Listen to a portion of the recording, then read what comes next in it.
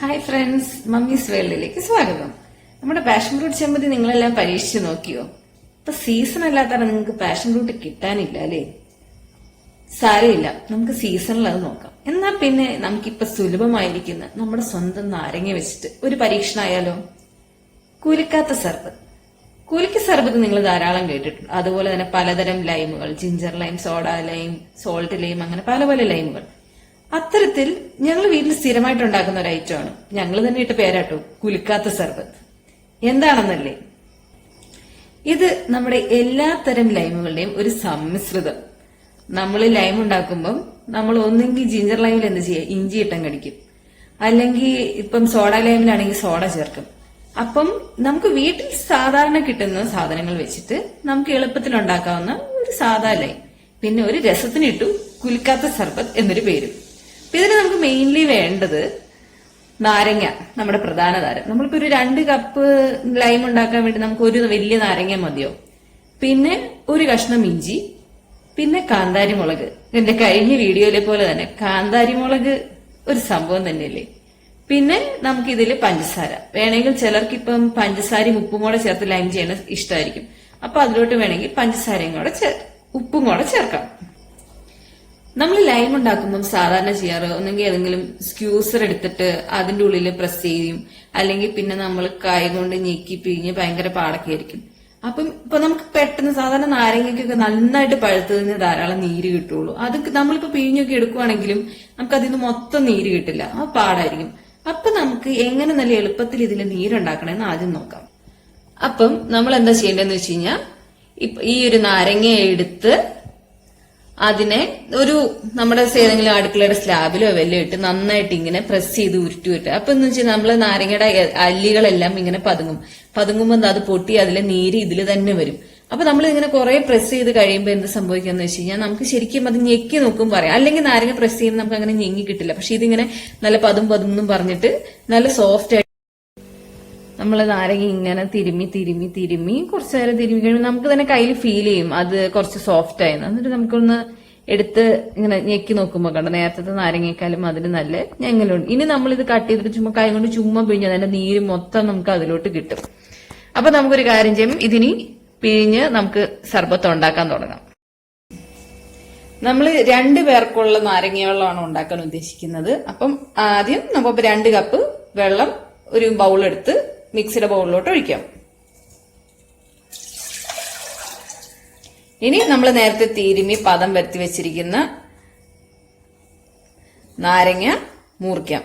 മുറിച്ചിട്ട് നമുക്ക് ജസ്റ്റ് കൈ കൊണ്ടൊന്ന് ഞെക്കി പിടിച്ച് കണ്ടത് മുറിക്കുമ്പോ തന്നെ നമ്മൾ ആ പദം വരുത്തി വെച്ചത് കൊണ്ട് മുറിക്കുമ്പോ തന്നെ അതിന്റെ നീര് മുഴുവൻ നമുക്ക് ഒഴുകി വരുന്നുണ്ട്. ഇനി അത് കൈ കൊണ്ട് ചുമ്മാ ഞെരടി അതിന്റെ ഉള്ളിലോട്ട് ഒഴിച്ചാൽ മതി.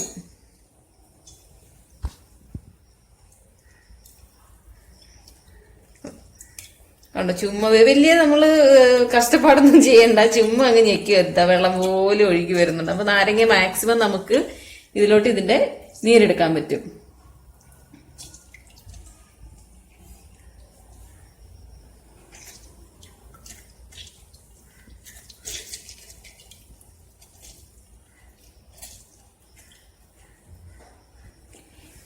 ഈ ബാക്കി വരുന്ന നാരങ്ങത്തോണ്ടേ വീട്ടിൽ മമ്മി എന്താ ചെയ്യാന്ന് വെച്ച് കഴിഞ്ഞാൽ അത് അടുക്കളയിൽ പാത്രം കഴുകുന്ന സ്ഥലത്ത് സൂക്ഷിച്ചു വെക്കും.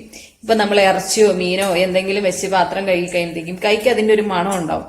അല്ലെങ്കിൽ എന്തെങ്കിലും ഇപ്പൊ അരിയുമ്പോ കറ വരും കയ്യില്. അപ്പം ആ കറ മാറാനും ഒക്കെ ആയിട്ട് എന്ന് വെച്ച് കഴിഞ്ഞാൽ പാത്രം കഴുകി എല്ലാം കഴിഞ്ഞിട്ട് ഈ നാരങ്ങത്തോണ്ട് കൊണ്ട് കൈ കഴിയുമ്പോഴത്തേക്കും കൈന്ന് ഇറച്ചിയുടെയും മീനിന്റെയും മണം പോവും. ഇപ്പൊ എന്തെങ്കിലും അരിഞ്ഞതിന്റെ ഒക്കെ കറയുണ്ടെന്നുണ്ടെങ്കിൽ കയ്യിൽ അതെല്ലാം മാറി കൈ നീറ്റും. അപ്പം നമുക്ക് നാരങ്ങ ഒട്ടും വേസ്റ്റ് ഇല്ല. നീര് മൊത്തം നമ്മുടെ വെള്ളം ഉണ്ടാക്കാൻ എടുക്കാം. ബാക്കി വരുന്ന തൊണ്ടെടുത്ത് ഇങ്ങനത്തെ ചെറിയ ചെറിയ കുട്ടി സീക്രട്സ് ടിപ്സ് ആയിട്ടും നമുക്ക് യൂസ് ചെയ്യാം. അപ്പൊ നമ്മളിപ്പം 2 കപ്പ് നാരങ്ങ വെള്ളത്തിനുള്ള നാരങ്ങ പിഴിഞ്ഞു കഴിഞ്ഞു. ഇനി നമുക്ക് ഇതിലോട്ട് ഒരു കാന്താരി മുളക് തന്നെ മതി. അതിൽ ആവശ്യത്തിന് നല്ല എരിവുണ്ട്. ഇനി എരിവ് കൂടുതൽ വേണ്ടവർക്ക് വേണമെങ്കിൽ ഒരു കാന്താരി മുളക് ഇടാം, അല്ലെങ്കിൽ പഴയ വീഡിയോ പറഞ്ഞതുപോലെ കാന്താരി മുളക് ഇല്ലാത്തവർക്ക് സാധാ മുളക് ആഡ് ചെയ്യാം.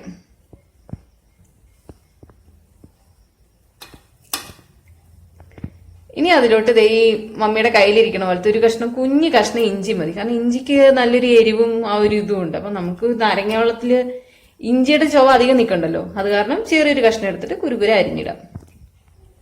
ഇനി നമുക്ക് ഇതിലോട്ട് പഞ്ചസാര ആഡ് ചെയ്യാം. 2 ഗ്ലാസ് വെള്ളത്തിന് നമുക്ക് 3 ഗ്ലാസ് പഞ്ചസാര. ഇനി ഇതിലോട്ട് നമുക്ക് 3 സ്പൂൺ പഞ്ചസാര ആഡ് ചെയ്യാം. ഇപ്പം ചിലർക്ക് മധുരം കൂടുതൽ വേണമെന്നുണ്ടെങ്കിൽ ഇതിന്റെ പഞ്ചസാരയുടെ അളവ് കൂട്ടുകയോ കുറയ്ക്കുകയോ ചെയ്യാം. പിന്നെ ഒരു ടേസ്റ്റിന് നമുക്ക് ഇതിലോട്ട് ഒരു ചെറിയ പിഞ്ച് ഉപ്പ് ആഡ് ചെയ്യാം.